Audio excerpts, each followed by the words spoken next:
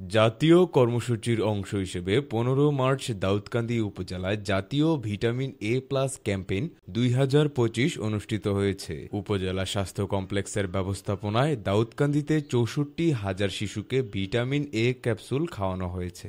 শনিবার সকালে এর আনুষ্ঠানিক উদ্বোধন করেন কুমিল্লার deputy civil surgeon doctor Reza Mohammad Sarwar Akbar, Daudkandi উপজেলা নির্বাহী কর্মকর্তা নাইমা ইসলাম, উপজেলা স্বাস্থ্য ও পরিবার পরিকল্পনা কর্মকর্তা doctor Mohammad Habibur Rahman, MODC doctor Dilruba Yasmin, medical technologist EPI Mohammad Billal Hossain. উপজেলা স্বাস্থ্য কমপ্লেক্স সূত্রে জানা যায়, স্থায়ী একটি এবং ৩৮৪টি অস্থায়ী কেন্দ্রে মোট ৭৭০ জন স্বেচ্ছাসেবী নিয়োজিত ছিল। একটি পৌরসভা এবং ১৫টি ইউনিয়নের ৪৮টি ওয়ার্ডে প্রথম শ্রেণীর ১৭৪ জন সুপারভাইজার দায়িত্ব পালন করেন।